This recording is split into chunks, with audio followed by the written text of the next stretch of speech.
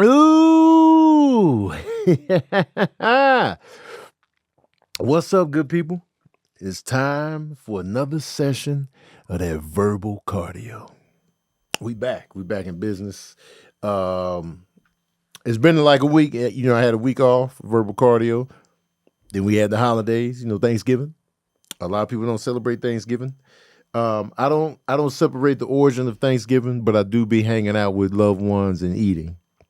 So I guess essentially I am celebrating it, but the origins of it, fuck that. Hell no. You know what I'm saying? But I guess I was low key celebrating, but every year I'm gonna talk about the indigenous people every time. Because they try to let's be real about what really, transpired, and then they try to flip it. So I think it's important to share that, to talk about it. We should never lose a sense of history. We should always be talking about it, always digging deep. I don't care if it's ugly, bring it up. Because when you cover it up, like cat poop in the litter box, it's still in there. You can cover it up all you like. What's that hill right there? Oh, no, it's just a hill. No, it's shit under that hill. Some bullshit under there that you need to, if you dig around, you can find it. Nice, preserved turds. Filthy turds of American history right there. So they should always be uncovered. Be like a comfortable cat. They say when your cat is comfortable, they take poops and they don't cover them up because they feel safe. Because to cover up, cats cover the poop up because, they want to keep predators off their back. You know what I'm saying? They want to handle business, but at the same time, be like, let me cover this up just in case they come for me. So when you live with a cat and they just take a dump and they leave that pure turd right on the top, that means, man, I'm comfortable up in here, man. I'm safe. I need my cats to feel like they're in danger. They need to cover this shit up, man. So what I'm gonna do, I'm gonna start hunting them at home. I'm gonna start tackling them every time they relaxing and resting. I'm gonna just attack them. I'm gonna get the anxiety through the roof. I'm gonna scare the shit out, and I'm gonna just tackle them. I'm gonna bite them, chew on them, not hard, but just chew on them. And they're gonna be like, man, I can't rest, man. So when they go to the bathroom, they're gonna start covering it up again because they don't feel safe. That's what I need. Because I'm sick of looking at they turds, full eye contact, fresh. You always know when it's fresh. There's a different brown on it. It's softer. You know what I mean? Fresh out. And this is explosive sometimes to the nostrils. The cat walking in there, you know how cats walk, all that grace and style and sleekness, and they just look cool. But then you smell what they just did, and then you were like, man, hey, you just came out the bathroom. Walk with some shame. I know if you see me coming out the bathroom and I just obliterated the internals, I'm going to walk a little different. I'm not going to walk with the same swag. I'm like, oh, I didn't know you was out here. And then it's going to be a hunch. Posture's going to be wrong. I'm going to be walking like, was it Igor? Yeah, hey. No, I didn't know you were here. I can't walk with swagger knowing I just obliterated the bathroom. Are you kidding me? I want to give a shout out to my patron saints in the building. To Jesse, Keish, Laker Lala, Ferguson, Ralph Armand, Darelf. I hope I said that right. Simone, Crunchy Apple, Chelsea, Nakia Best. You know what I'm saying? Roberto, Honey Ray, Ramon Miles, Aomi, Candy Cammy. These are the usual suspects in here. Zakia, Chocolate Legs. Are your legs really chocolate? Honey, Sherry, Tories, Monique. You know what I'm saying? Miss J.G., Kevin Smith, Drive Pixie, Masani. Man, I hope y'all are doing well. I hope y'all had a great, holiday. What's up, Mish? Hope y'all had a great Thanksgiving. I hope y'all got together with family and friends and cooked and ate. And I hope y'all shared a piece of the real history behind Thanksgiving. I feel like that's what everybody should do. I feel like everybody should acknowledge the true history of everything. You know what I'm saying? You get together with your family, but always acknowledge, you know what I'm saying, the history of it. Dig in too. Don't just fall for that old, that visual of the pilgrims and the indigenous people sharing a table with a tablecloth on it. Like a modern day table. And they just out there in the old school garb and nah, man. Dig deep. Get in there. Representing respect. I did a little house hop on Thanksgiving. I went to Kev and Melissa's house. Melissa was excited to make me some vegan options, which I extremely appreciate. You know what I'm saying? Because a lot of people just be like, hey, Tom, man, I mean, we got some green beans over there and some, we got some green beans, man. Get in that and hush. We got some rolls. We got the Hawaiian rolls. Yeah, there you go. There you go. So I appreciate the effort, the work that was put in. The food Melissa made was great. So we had a good time over there. I was going in. Let me tell y'all something, man. I'm always trying to be disciplined in how I eat and how I move. I try to stay consistent with my walks and my exercises and try to watch what I eat. Try to monitor my caloric intake. I'll be using the app called Cal AI app, and I can take pictures of my food. I get the calories, the fat, the protein, the carbs, and I always try to be in a caloric deficit, on the day. That's including the calories that I burn and then the natural calories that I burn. Thanksgiving, I took my foot off the gas. I was eating everything. I was eating the mac and cheese, the green cabbage combo. I was eating yams. I was eating the dressing. I was eating. They made me a vegan gumbo. I had that over rice. I was dabbling in the desserts. They had like a apple cobbler situation. I indulged. They had like a berry oats, combo that Mel made. I indulged. Then we went to Tabitha's house, and Tabitha Brown gonna have the vegan option. So I went up in there, had some vegan cheesecake. I had another cake that I thought was like a banana pudding pie situation because they had wafers on the top. It was a lemon pie joint. I had a slice of that.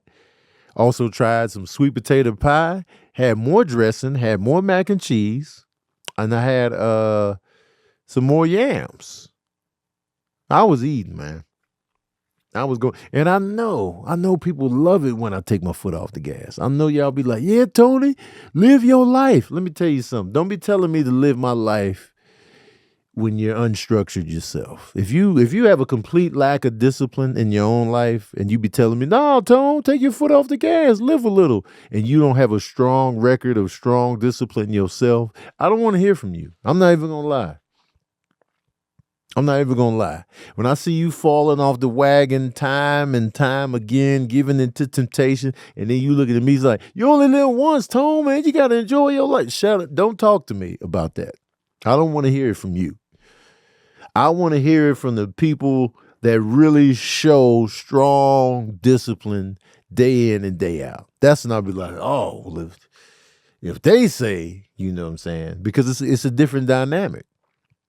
Because they have a complete record of pushing through the temptation, being consistent, being in there. That's when I'll be like, oh, all right, well, shit, okay. But if you show a complete lack of self-control, if you be like, yo, I'm doing this, and then I see you fall off the wagon 82 times a year, I don't want to hear you telling me, Tone, man, you got to live your life. And y'all all be doing that. Y'all be like, man, live a little. I am living. I'm living in consistency and discipline as best I can. That's why I want to live in. That's where I want to be. Yeah, I'll be missing the junk food and the filth. I'll be missing it, but the joy is the discipline. Being stronger than the temptation.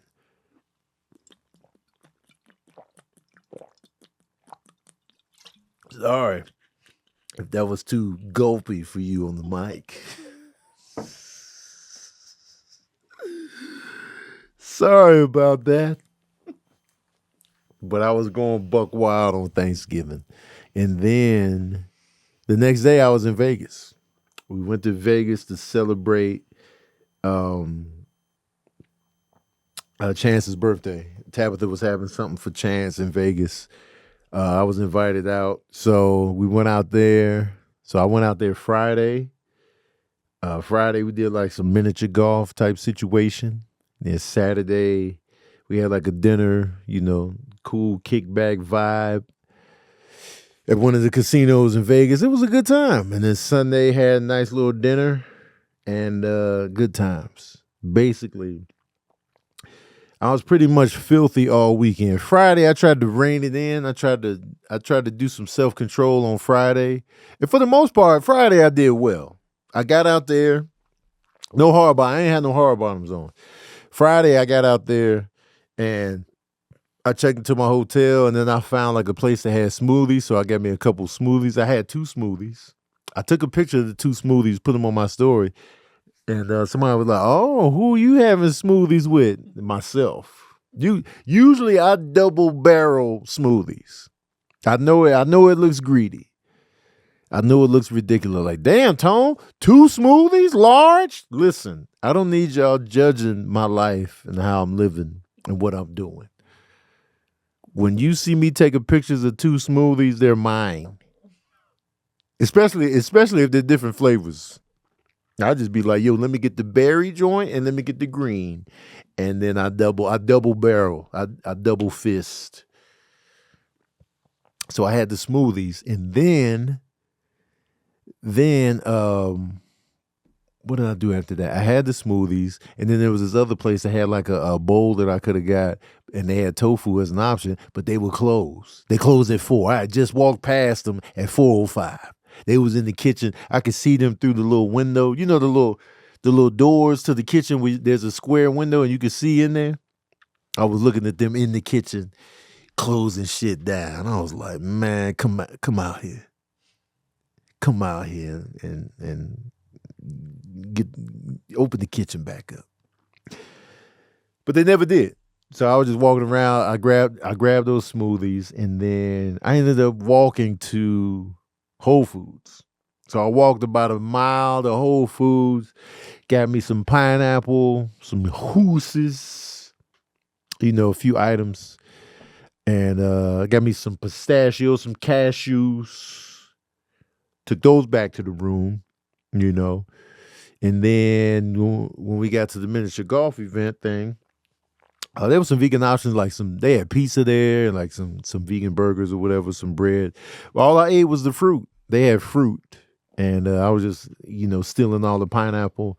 So I took it easy on Friday just to offset the damage that was Thanksgiving.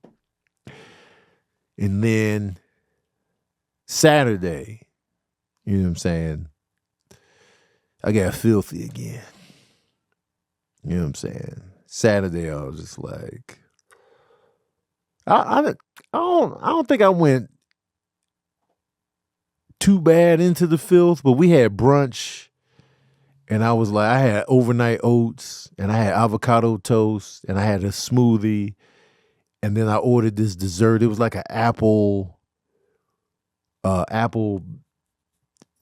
crust situation that was terrible. So I took a couple spoonfuls. I was like, this is nasty. So I sent it back, and I'm not even the type that sends it back. Like usually I just shout out to Shan. Usually I muscle it back because I paid for it. You know what I'm saying? I don't like sending stuff back to the kitchen. Apple fritter type of situation with the ice cream on the top, and then it was nasty. I don't know what was in there. It was something on the back end of the taste that I didn't like. So I was like, I don't like this.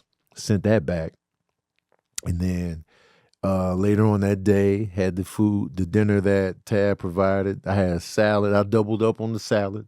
Because, sometimes when they prepare the dinner for the guests, they give you a salad. A lot of times they don't expect the double up.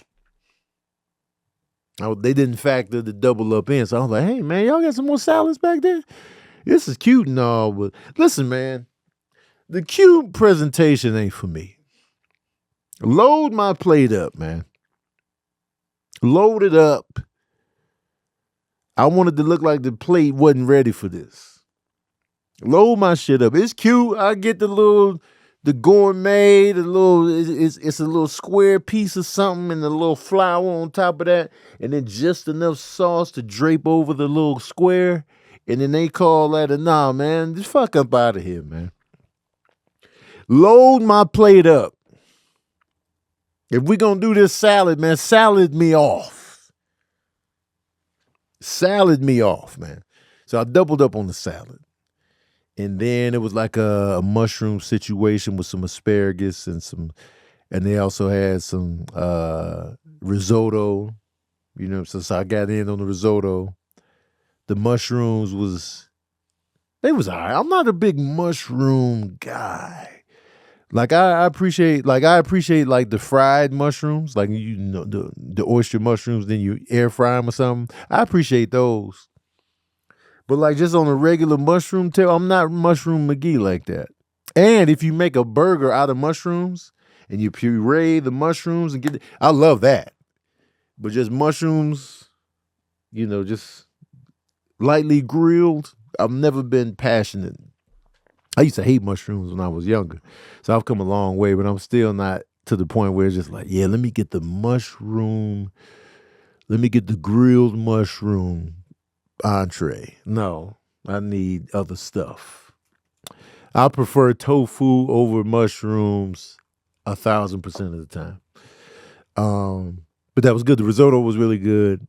And then they had a dessert situation, like a coconut cream type situation. They had some berries on the top, some strawberries, some raspberries on the top, a little blackberry action. Tore that down. And then I was like, all right, I done ate all day. And nobody respects what I be eating. When I tell people, yo, man, I went ham today. I ate a lot. And they be like, what you eat, Tom? And I'll be like, I had a smoothie bowl, some avocado toast, some tofu and greens. I had pineapples. I had nectarines. And they be like, that's all you ate? And I'll be like, hey, man, that's a lot of food. That's a lot of food I had. I need y'all to respect the food intake. See, when I say I ate a lot, y'all be looking for the usual filth. Y'all be expecting me to say tacos, waffles and pancakes, fried chicken, biscuits and spaghetti and fettuccine alfredo and filth. And I had a whole pig half and like I had a Pegasus neck. And you know what I'm saying? Y'all always looking for the usual suspects to consider it real food. But I just told you, I just laid out all the calories I had throughout the day. That's a lot. Y'all not looking at the calories. Y'all looking at what I was eating. And then y'all downplaying it. I ate a lot of stuff. That's what I'm getting at. Y'all just so used to filth. We are so conditioned to filth that you don't respect the other stuff. I just told you I had pineapple, nectarine, a smoothie bowl, avocado toast, another like little a vegan knot thing, tofu and greenery, another protein smoothie. That is a lot of intake. But y'all like, nah, man, you ain't had shit, Tom. I'm like, you know what? I'm sick. I'm going to start lying. I'm going to be like, I had donuts and cake. I had German chocolate cake for breakfast, donuts in the in-between. And then I had a silverback gorilla scalp. Then I had a moose knuckles sandwich, fried and dipped in the sauce. And then I had a 20-piece nugget from McDonald's. And then I had, what did I have in the in-between? Because I needed like an in-between between lunch and dinner. So I had a gallon of French vanilla ice cream, topped that off. And then I went to dinner, had fried stuff mixed with sauteed goosenecks. Had that. And then for dessert, I had an apple custard cobbler cream custard crust fried in an apple pie encrusted caramel dipped chocolate sauce over another gallon of ice cream that was sitting on top of a pancake. I finished that off. And then when I got home, I had popcorn. That's the only time y'all will start respecting me. I got to go to great lengths to get the respect. And I'm just sick of it. I eat a lot, y'all. That's why I'm not small. Y'all be acting like I'm frail. Y'all be acting like Tony don't be eating. Do I look like I don't eat? Look at me. Do I look like I don't eat? No. When you see people look like they don't eat, you be like, Ariana Grande and Cynthia look like they ain't ate in 6 months. That's what it looked like. If I was looking like them, y'all, I'd be like, all right, Tone ain't eating. Because I'd be looking at them like, yo, they ain't ate in a minute. Or like Cillian Murphy and anything he's in. I'd be like, he ain't ate since he been acting. Get Oppenheimer a nuclear bomb kit and some food. That's when it looked like you not eating. But y'all swear up and down, Tony don't be eating. Look at my size, man. I'm not little. I'm probably 215 after the holidays. 215 is robust. I'll be eating food out here, y'all. Just respect me, man. Speaking of respect, man, let me pay these bills real quick. Because I respect. Listen, y'all. Life doesn't happen bi-weekly, so why should payday? The money you've earned should be in your hands. And with Earn In, it can be. In those moments when money isn't moving fast as your life, Earn In helps give you the financial momentum you need to keep moving forward. Because you got to keep on moving. Paycheck to paycheck anxiety, anyone? Worrying doesn't help. Earn In does. Earn In is an app that lets you access your pay as you earn it up to $300 a day with a max of $1,000 between paydays. They've upped it. It used to be less than that, y'all. They raising the stakes up in there. $300 a day with a max of $1,000 between paydays. When I was working my 9 to 5, this would have been clutch for me. When I was at Dairy Queen, when I was at Inmersh, and them pay periods felt like when you getting the 2-week pay period, that felt like 8 months between paychecks. Because one of them checks is gone immediately. One of the two is always gone as soon as you got it. Oh, rent, bills. Oh, that check gets obliterated every time. So then you waiting on the other check just to have a semblance of life. And that 2 weeks felt like an eternity. So just download the Earn In app and add your info. Then start accessing your pay as you work and leave an optional tip to help keep the app running for everyone. Any money you access plus tips are automatically repaid from your next paycheck. And this comes in handy when you got gas bills, groceries, a special night out, taking family to dinner or an event, a last-minute gift for a loved one, an unexpected trip to the vet, rent, tickets that might sell out before payday, a new dress, school clothes or shoes that are on sale, or your car. Because your car be looking at you get that check. Your car will look you dead in the eyes as you come out. As you come out of where you work, your car will look you dead in the eye and cough. Every time it never fails. You like, man, I can do a little something with this check. Your car be like, every time. The car's like, now is my time to shine. Let's get this radiator hose in order. Every time. So download the Earn In today. Spell EARNIN in the Google Play or Apple App Store. When you download the Earn In app, type in Verbal Cardio under podcast when you sign up. It'll really help the show. That's Verbal Cardio under podcast. And yeah, y'all.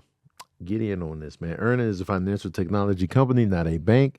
Access limits are based on your earnings and risk factors. Standard cash outs take 1 to 2 business days with no mandatory fees. Expedited transfers available for a fee. Tips are voluntary and don't affect the service. Available in select states. Terms and restrictions apply. Visit earnin.com for full details. Download EarnIn now and take control of your pay. Where were you when I needed you? EarnIn. I needed you in the 90s.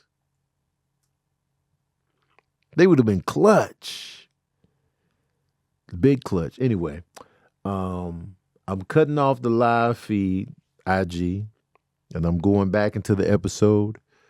If you want to watch Verbal Cardio get recorded live, join my Patreon. If you want to watch Daddy Issues recorded live, join my Patreon. If you want to watch the Ball Brothers podcast recorded live, join my Patreon. And other benefits packages come with the Patreon join on the paid membership. So join up. When I cut this off, click the link in my bio. Y'all not going to do it. Y'all not going to do it. But I'm going to say it anyway. Even though I know you're not going to do it, I'm going to still push through, soul on empty, and say, join my Patreon. Join the paid Patreon. Even though I know you're going to look me dead in my soul right here, right now. You looking at me right now. You listening to me. You shaking your head like, You looking me dead in my soul. And you know when I cut this live off, you going to fuck somewhere else. You ain't going to join shit. I know you're not. I know how y'all get down. I'll be looking at the numbers every time I do this. I'll look at the numbers of the new people that join up after I do this. And it'd be like 1 if I'm lucky. I know y'all not going to join. But I still do it anyway. In the face of hopelessness, I still do it anyway. So anyway, join my Patreon, y'all. Yay, I know you're going to do it. I know you're not. Anyway, I'm out. Okay, now, back to my real loved ones over here in the Chatsworth. Hold on 1 second. Let me do this. Let me do a little something. I got Leah on the ones and twos today, holding it down behind the camera. Did you cook for Thanksgiving? We did not. Oh, okay. What'd you eat? We ate Thanksgiving food, but I was at my uncle's and he catered in. Oh, Uncle's fancy. He was very fancy. Oh, snap. He has MS, so he's immobile. Got you. So that was the... Got you. Was he grubbing? Oh, yeah. Oh, yeah. That's what I'm talking about, man. The MS ain't going to stop no show. Hell yeah. Was the food good? So good. What was your favorite piece of food? Actually, the dressing this time. Yeah. That's what I'm talking about. It was moist. Yes. The glow up of dressing needs to be addressed. Oh. Because growing up, I could care less about the dressing. It was weird. I didn't know what it was. I was like, what is this? Why is it green? I used to just dig in on it, but I was never, and it wasn't that it was nasty. It was just a different taste. The sage was popping, the celeries was going. I was just like, where's the mac and cheese? But I would always have it with everything else. I don't know what happened. I don't know if it was just age, taste buds maturing. I don't know what it was. But then dressing became something more. I was just like, yeah, where's the dressing at? Like I needed that dressing along with the mac and cheese and the yams and the dress. Those three right there, that's the holy trinity of the day. It definitely divided though. Some people really didn't want it at all, didn't want to touch it, didn't want to look at it. Yeah. Dressing is divisive. Like, it's just old bread. And I'm like, no. Some people don't get it. No. They be like, dressing, yuck. Yeah. I'll be like, more for me. Move. And they only give you a little bit. They give you a little square. I'm like, man, come on, man. Top me off. I need an acre of dressing. Give me an acre of dressing. Now this year there were no leftovers for me because I ate at Kev and Melissa's, and then we was house hopping. So, and then I knew I was going to Vegas the next morning, so it was just like So I ain't had no leftovers this year, which is cool because I'm trying to get back on track after the debauchery of the weekend. But man, it was something about dressing that just the glow up was real. Yams have always been yams. Mac and cheese has always been mac and cheese. But dressing, it's like those movies, right? Where you get the little ugly duckling, the girl that gets the makeover. She's all that. Y'all remember that movie, She's All That? Flag on the play. She was never ugly. She was never busted. Dude, let's cut the shit. Just because she had glasses on and some overalls, we not going to see how cute she already was? No, I wasn't buying it. I was like, man, she already cute, man. Look at her face. I was already from scene one. I was like, yo, she cute, man. She getting hollered at. She getting action. The outfit ain't going to stop no dude, man. With a face like that, we all in. Then she come downstairs with the little dress on and, said the glasses on. Oh. I never saw you before today. Man, cut the shit. No. She was serving face that whole movie, man. Eyes was popping, man. What's her name? Rachel Lee Cook. Man, let me look at Rachel Lee Cook right here, right now, man. You Google Rachel Lee Cook and be like, oh, yeah, man, they was tripping. She's super cute. Look at her eyes, man. To this day, the eyes is popping. I'm looking at fresh images, man. The eyes have been popping the whole time. You mean to tell me ain't nobody going to see that? If you got nice eyes, you got nice eyes. If the glasses are not tinted, you going to see the eyes through the glasses even more so. You like, yo, man, you got some amazing eyes underneath them glasses. You can't see who talking to you right now, but let me tell you something. The eyes is popping. She's All That was just fraudulent filmmaking. Usher's in that movie. Usher is in that movie. I saw it in theaters and I wasn't feeling it. That was a date. You know what I'm saying? We went together and I was just like, man, watch out, man. It was just a desperate night of the $2 theater. I want to see She's All That. All right. I was being a team player, And She's All That did nothing for me. I was just like, all right, man. But it could, I can't pick the movies all the time. I'm gonna be action, thriller. You know what I'm saying? Abrasive comedy McGee.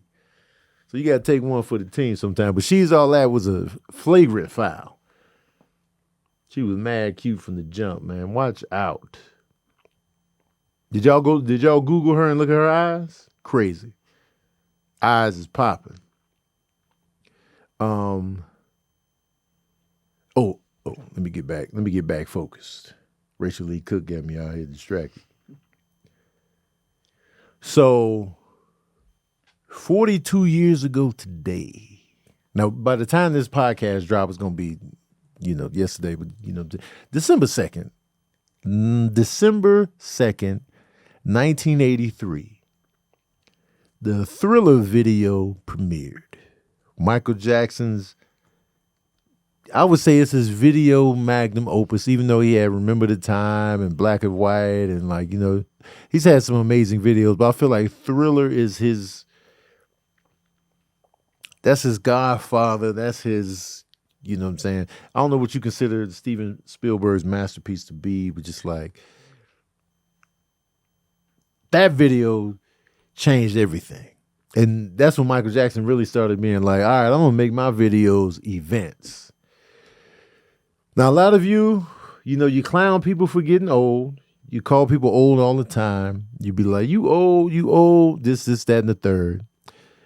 But with my age comes experience.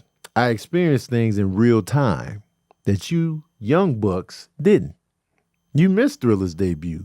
You missed how Thriller was as an album when it came out, when it hit the streets. You missed a lot of shit. Just like I missed the moon landing and Vietnam and the civil rights movement and the I Have a Dream speech when it was new and I'm the Beatles invasion. I missed all of that.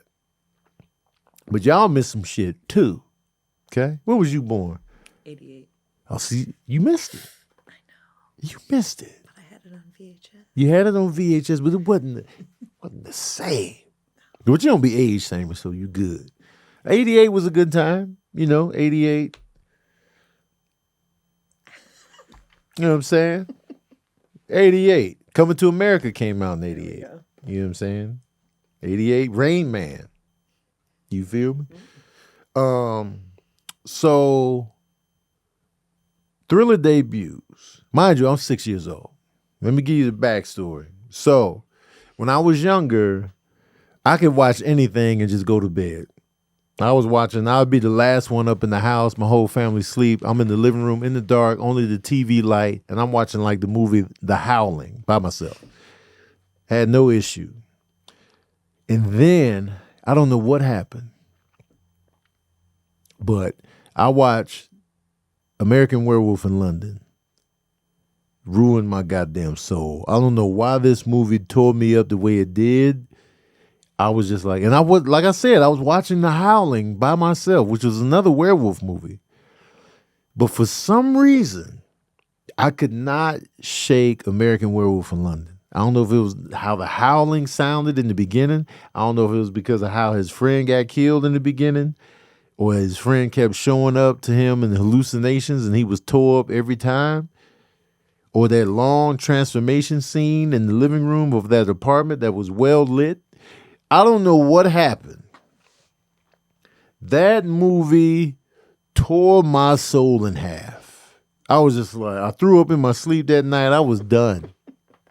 And this was the first time a movie affected me in that way. I was just like, man, you know what I'm saying? I had to be 5 by the time I saw it. Now, mind you, all of this happened in the same apartment complex. It was an apartment we lived in on 48th and Vincennes. Allegedly, it was a haunted apartment. I didn't know it at the time, thank God. If I knew that at the time, I would have been Dunskies. We live in this building on 48th and Vincennes. It's an old building, still there to this day. It's got gargoyles outside. That's how old this was. In Chicago. So so I saw it in this apartment. We were only there for like a year, so a lot happened in this year. So I see American Werewolf in London. I'm mortified. Shortly thereafter, I see The Shining for the first time. Movie tore my soul in half again. Now my soul is double torn. Remember how American Werewolf tore my soul in half? The Shining ripped the halves in half. So now it's just like my soul is just ripped to shreds. Red rum, the twins at the end of the hallway, the bloody elevators, Jack Nicholson trying to kill his family. Here's Johnny. I was just like, he's frozen at the end. All of this is just seared into my brain. And I was just like, I can't do this. I threw up again in my sleep. Done. The movie just tore my soul. So now I'm scared of movies. I'm scared of horror movies now. I can't handle it. I can't take it. I can't sleep. So, fast forward, the Thriller video is set to premiere on Friday Night Videos. Friday Night Videos is where you got your video fixes. We didn't have MTV. We didn't have cable. So Friday Night Videos, if you just had regular basic TV, Friday Night Videos where you got your dose of music videos. And they would tell you, Friday Night Video,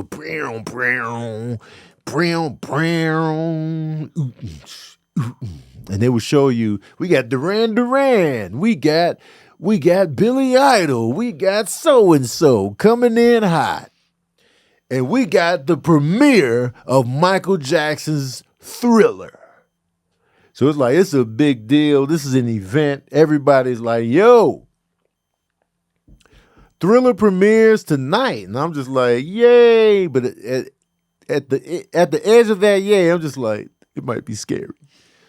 So, cut to the premiere. We all in my mom's room. We all in my mom's bed. We watching the premiere of the Thriller video. Now, at this point in time, I'm Michael Jackson McGee.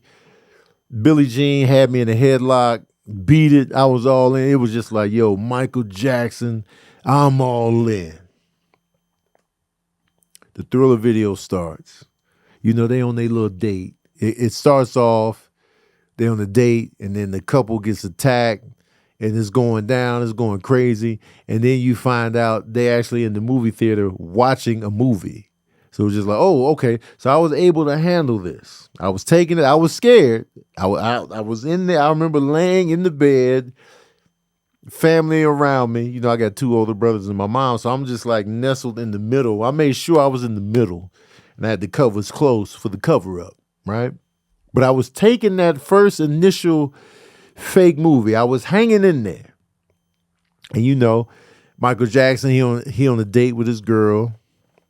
And they watching the movie, and she's just like, that movie scared me. He's like, come on, it's just a movie. She ends up walking out the theater, and he follows her, and he was like, come on, because he wanted to see the movie. That's where that gift for him eating the popcorn, that was him enjoying the movie. But like she left. You can't be a bad date. You got to go out there and walk with her, right? So now they walking, and she just like, stop playing. I'm like, it's just a movie. You know, they walking, and I'm just like, yo, his red outfit fresh, man. The leather jacket, the red pants. I wanted this outfit at 6 years old. And they walking, and she walking on beat. And he just talking about the movie and scary shit, and she just walking. Ola Ray is her name. She just walking and being cute and just walking. And so I'm hanging in there. I'm like, all right, I can get with this video. You know what I'm saying? The thrill is behind us. It was all the scary stuff was in that fake movie, right? So as they walking, mind you, I don't know what city they in, but the area around that movie theater was dilapidated as fuck. It got creepy outside fast. They walking past the creepiest house of all time. I'm just like, yo, where are they going as they skip off into the night? Right? And I'm just like, yo.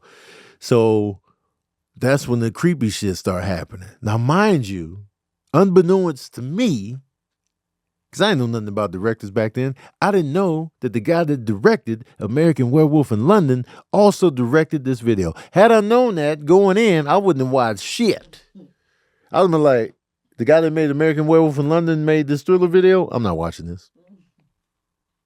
I'd avoided it until now. I'd have just watched it at 48. So anyway, once the zombies start coming out, and she's looking around, she's like, oh God, oh God. And then she turned around, they all scared. They seeing the zombies come out.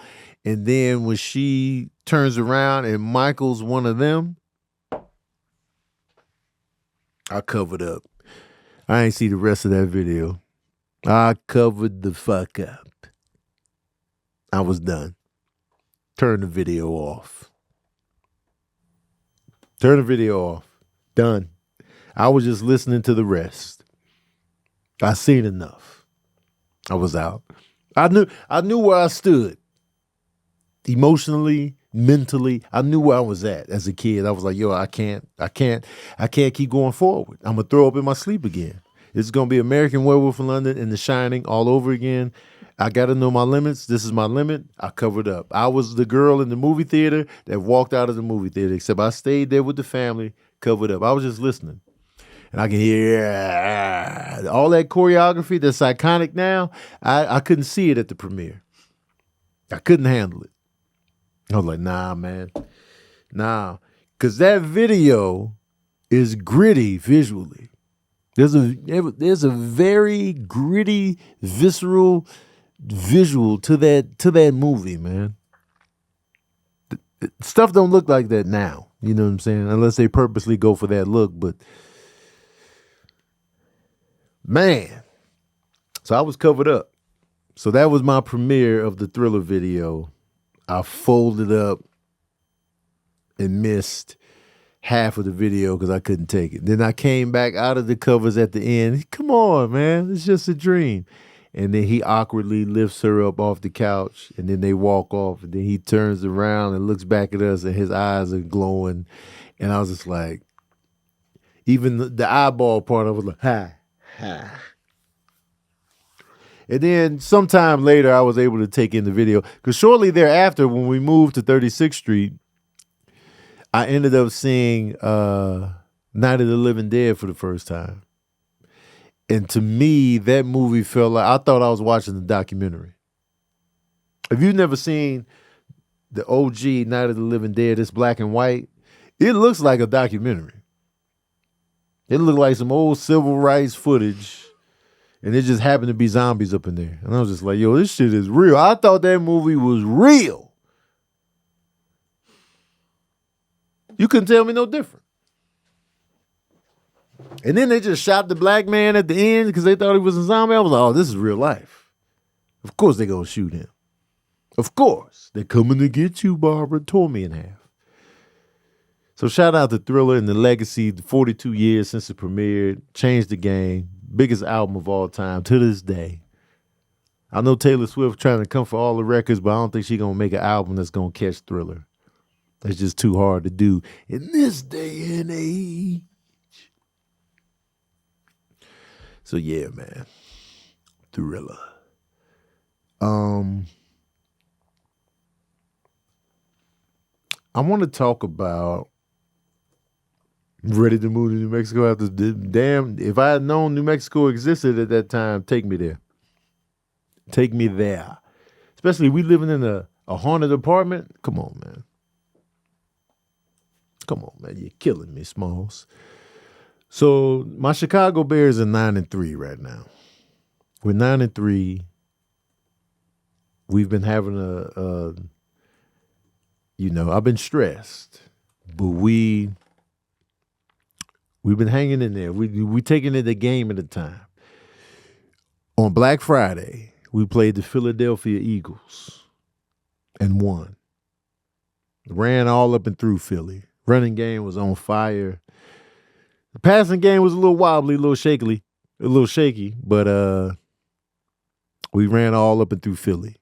What I noticed is that the Philly fans were booing their team. And I was just like, you ungrateful motherfuckers. Y'all are super ungrateful, man. You gonna boo the defending Super Bowl champions. They are the last team to win the Super Bowl, and y'all are booing them like they some scrubs off the street. Even with the Bears loss, they are 8-4. They are still atop their division. They have a winning record. And you're booing them? They got you a fresh Super Bowl victory. A hearty victory, too. They smacked the Chiefs up in that Super Bowl. Definitive win. And they was in the Super Bowl not that long ago before this. As long as I paid attention to the Philadelphia Eagles, they have always had a solid team. They be making it to the playoffs. They have won a couple Super Bowls in my lifetime. And y'all are booing them. That's crazy to me. That's what you call trash fans. I'm sorry, Philly. If you're offended by this, you should be offended at yourself. You just gonna boo these teams like they some scrubs. You are ungrateful. Give me that Super Bowl. I will gladly take it. A fresh Super Bowl. And y'all like, boo, boo. I get it. You lost to the Cowboys recently. You were up 21-0 and you lost. I get it. That hurts. It sucks. It was a bad game. I get it. You know? Then you lose to the Bears at home. I get it. It hurts. I've been there. I'm a Bears fan. I live in pain. Being a Bears fan is living with chronic pain. That's what we do. But we loyal to the soil, man. We not booing our team. We'd be disappointed. We'd be devastated. We'd be pissed off. We'd be hurt. We'd be standing there in the freezing cold, deflated. But booing the defending Super Bowl champs. I can see if you were a Cleveland Browns fan, where you got nothing historically. I get that. They have every right to boo. They'd be like, man, boo. We tired of living like this. I get it. Hell, even the Raiders now. You know what I'm saying? I think they won 2 games. The Raiders still not booing their team. But to boo a good franchise is crazy work to me. It's crazy work. I'll be talking about my team, good or bad. Nobody can sit here and say, "Oh, Tony just talk about the Bears because they have a little win going." I'll be talking about the Bears season in and season out. Y'all be looking me dead in my soul as my eyeballs are juicy from loss. I'll be like, man, the Bears just be stressing me out. Y'all notice my track record is authentic. I'll be sharing my pain in the public. I'll be like, come on, Bears, man, come on. I'll be showing y'all my pain. So nobody can even fix their lips to be like, oh, Tony just talking about the Bears because they number 1 in the NFC right now. Nope. I'll be fussing when we suck. And I'm taking it a game at a time with these victories. Some of y'all get quiet as church mice when your team is trash. Y'all be quiet like sports don't even exist. Nah. If you vocal when your team is winning, be vocal when they losing. That's my motto. If you're talking that shit when y'all doing good, keep the same energy when you're struggling. Don't get quiet now. Rep your team when y'all get the losing record. Now, don't tap out on the Commanders. You tell your boyfriend, don't you tap out. Nah. Because if your boyfriend was vocal when the Commanders was good, he better be vocal now. I want to hear the fuss. I want to hear the frustration. Keep that same energy. Shan, you quiet too. Yeah, you said early on in the season, you but man, my team gonna be trash. You ain't talked about them since. And Mish, you shouldn't even be a Cowboys fan anyway. You know what I'm saying? Stay true to your team. Stay true to your team. Sick of it. But Philly fans, stop booing your team, man. I'm sick of y'all. Y'all are ungrateful. Give me that Super Bowl championship then. Since you booing your team, we'll gladly take it in Chicago. We will gladly take it. So I've been watching the show on HBO Max called Welcome to Derry. All right. It's based in the Stephen King It universe. It's a continuation of that story, Pennywise the Dancing Clown, and it's a good time. And I know a lot of y'all don't rock with horror and stuff like that. But it's a little deeper than that. Yeah, some scary moments, but it's character driven, man. We got some good character work going on, and this is the Stephen King universe. So there are things that are in other works of Stephen King that are included here, like Shawshank Prison and Halloran from The Shining is in Welcome to Derry. Halloran is that black man that shared the same ability with the little boy Danny in The Shining. Now, mind you, I didn't know this because I didn't read The Shining. He never got killed in the book. But in the movie, Jack Nicholson kills him. But in the book, he never got killed by Danny's father. So I was like, oh, snap, cool. So all of these things are going on within Welcome to Derry. And it's set back in the I want to say the 50s or 60s, maybe the 60s. But where I got confused, because this is the Hanlon family, and the Hanlons are, the black boy in It that came out. That's his lineage, right? So I was confused on the timeline part of it because I was thinking, so wait a minute. In the original It TV movie, it was like set in the 50s. And then we go into the modern day, which was 1990. So when the movie came out, the recent movie, it was set in the 70s when they were kids, and then it goes into the modern day. So that's why I was confused. I was like, wait, so how is, wait a minute, hold on. So that's why I was big confused as to wait a minute, so who, how, when, why? When, why? This one is 1962. The next one should be 1935 and 1908 because the It creature always comes out of hibernation or whatever every 27 years. So, in my opinion, all of Stephen King's books are better than the movie. Lady Bear, let me save you the trouble. Let me save everybody the trouble of this. The books are always better, y'all. The books are always better. I don't even want to hear it said no more.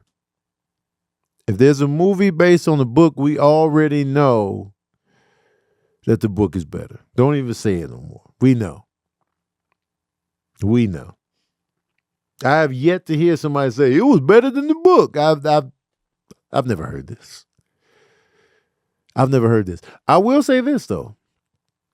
The Watchmen, I actually preferred the movie over the book. And I read the book, The Watchmen, because the ending was better. There was a creature at the end of the book that wouldn't have worked for the movie. And they just made it into this like kind of nuclear bomb type situation that made a lot more sense than what he had in the book. But anyway, so this little universe they got going with Welcome to Derry is a good time. And what I like about Welcome to Derry is that if you're familiar with the lore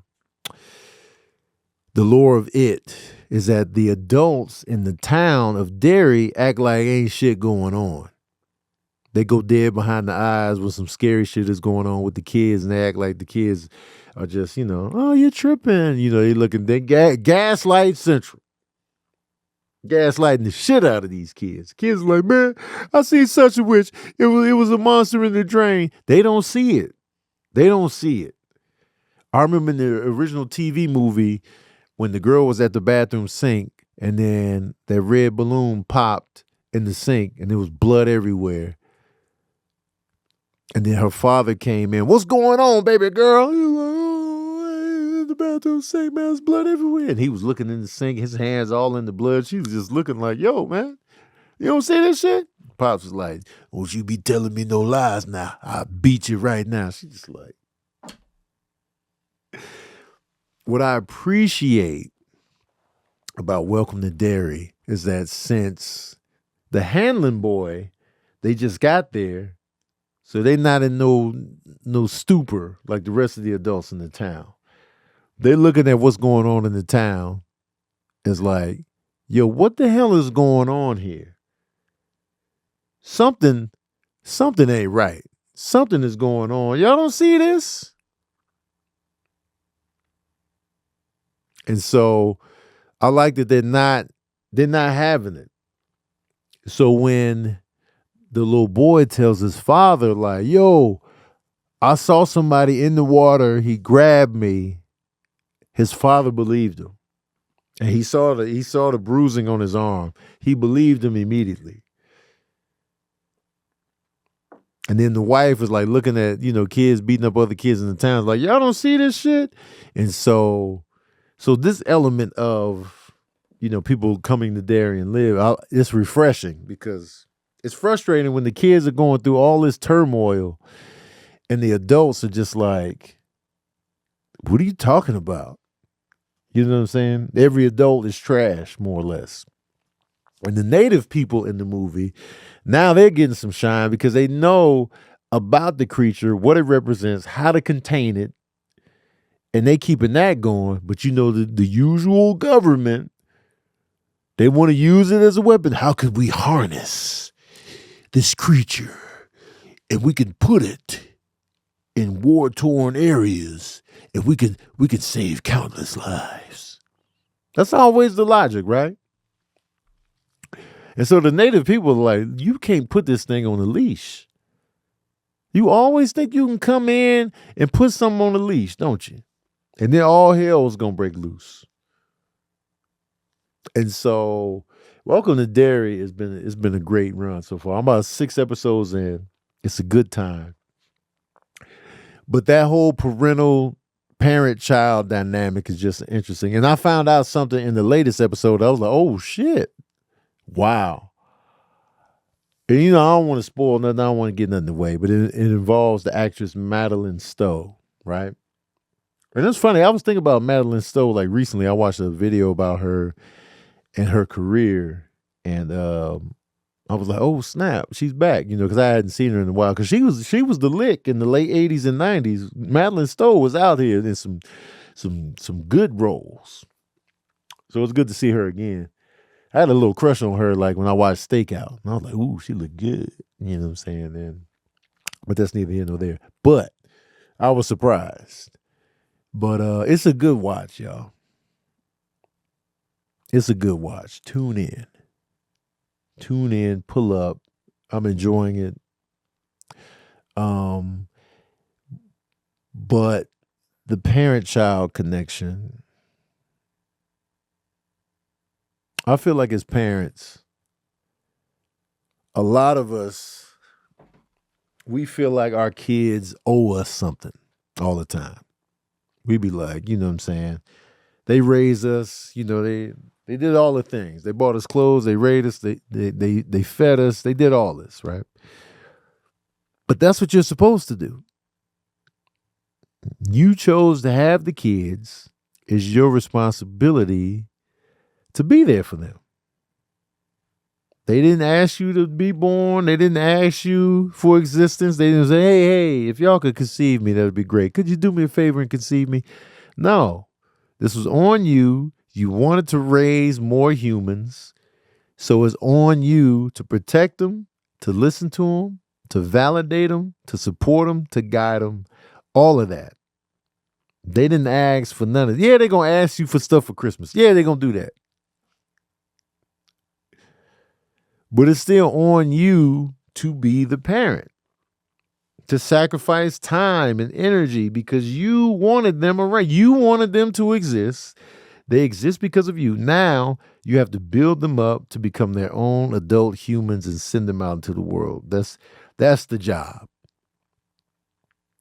Raise these kids, be good to them, listen to them. You should not be their number one source of anxiety and shame and guilt. You shouldn't be forcing things upon your children that they don't want to represent, that they don't want to be. You raise and you guide. That's it. And then once they establish who they want to be, support that. As long as they're not killing, I'm not talking about, you know, raising killer kids and, you know, they out here wilding and just being terrible people. I'm talking about normal kids. And you have to respect your child's boundaries. Just because you are their parent doesn't mean you got to kick down their boundaries. And because, you know, there's a conversation about, you know, kids just, you know, going on a no communication type vibe with their parents. They go opt out of the communication because a lot of times what parents don't realize is that you are stressing your kids the fuck out. You are giving them anxiety. You're stressing them out. You keep busting through their boundaries. You don't respect who they are and what they're about. And just because you're the parent, you feel like you're entitled. Oh, no, what you got the boundary up on me for? I raised you. And then you bust on through the boundary. Now they're uncomfortable. Now they're taking a step back. Now they are opting out of communication with you because you are a source of stress, of shame, of guilt, of just like, you know. And that's unfair to the child because the parents failed you.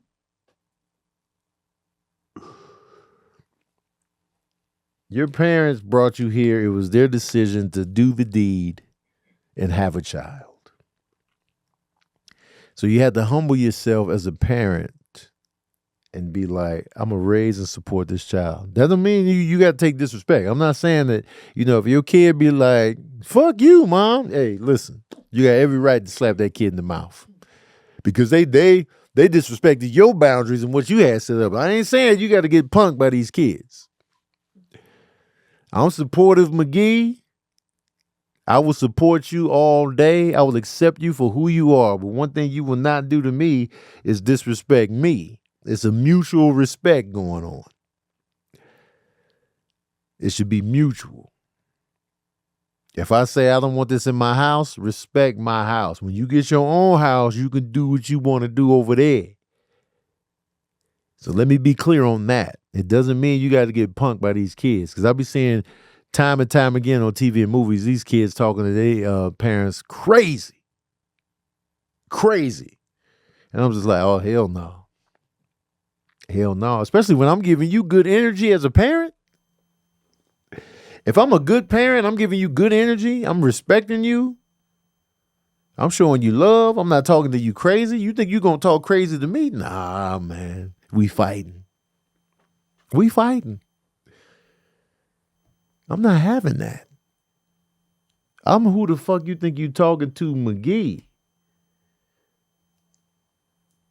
And that goes beyond my kids. You know what I'm saying? That's for anybody that wants to do. Who you talking to like that? You know what I'm saying? So parents, what I want y'all to do, man, if your kid opted out of communication with you, you got to really do the work and dig deep and see where you failed your child. Where did you cross the line? What were you doing to make them want to just opt out of communication with you? You got to do the work. You are responsible for these kids. You chose to have them. You raised them. You did all that. Some parents be out here like, oh, they can call me. I raised them. They can call me. If you want to talk to your child, hit them up as well. Put your pride to the side. Put the pride to the side. Because, you know, there's that thing where it's like, you know, if your child and your spouse is drowning, who are you going to save? You know, and some people choose the spouse. You know, I'm going to grab the spouse. We can make more kids, but that kid you just sacrificed, didn't ask to be here. So now you just like, oh, I'm going to just choose the spouse. The kid, you know, you're on your own. That's not fair. Like, you know what I'm saying? If it comes down to me or the child, let me drown. And you save that child because I'm not going to be the same. If you save me and let our kid die, I'm not going to be the same. I'm going to be done. There's going to be resentment. There's going to be, you know, heartbreak that I can't get over. There's going to be guilt on my part. I feel guilty because I was saved and my child wasn't. I would have zero guilt sacrificing myself for my child. I will hand you the child and then I will take the drown. And I could live and die on that. I could be like, I sacrifice myself for my kid. I do it 1,000 times. But if you save me and let the child drown, I'm going to be done. I'm going to be like, man, you know what I'm saying? I'm still here. My child is not. Why you say there's going to be resentment? Why you save me? Because I couldn't, nah, man. You know what I'm saying? You were supposed to. You were supposed to.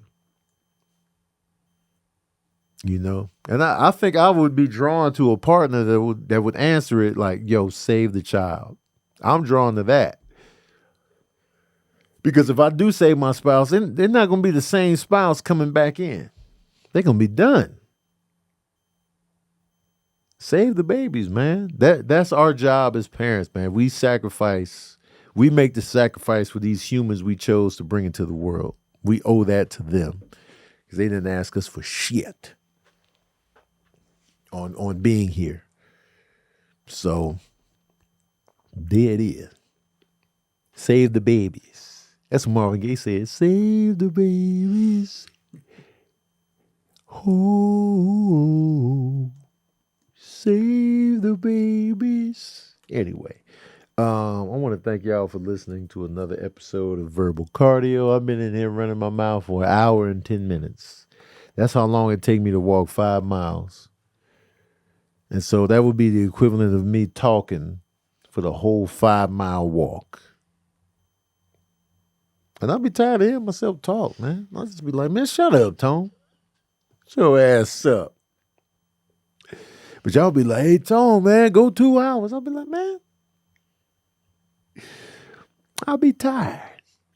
But anyway, I'm glad y'all are here. I'm glad y'all are listening. I hope I can make your time pass by a little bit quicker. It's been an hour already, man. That was quick. So if you didn't know it was an hour, that means it was a good listen for you, and I appreciate that. If you got kids, be good to them. Respect the boundaries. You know what I'm saying? Respect the boundaries. Be good to them and just recognize and realize that, you chose to bring them here. So don't give them that attitude all the time. You owe me. You owe me. Like, nah, man, I ain't ask you for nothing, man. All right? But I appreciate y'all. I'm not sure if it'll be a verbal cardio next week. I have to find out. But I'll let y'all know. I'll keep y'all in the loop. I should be on the sticks tonight. But if you are in the LA area, I will be performing on New Year's Eve at Flappers Comedy Club in Burbank. 2 shows. You can ring the New Year's in with your boy. If that's something that tickles your fancy and you're in the area, pull up. I'll be in Tacoma, Washington in January at Nate Jackson's club as well. So pull up, man. Get your feet together. Get your tickets going. But I appreciate y'all. And thank you for tuning in to another session of that verbal cardio.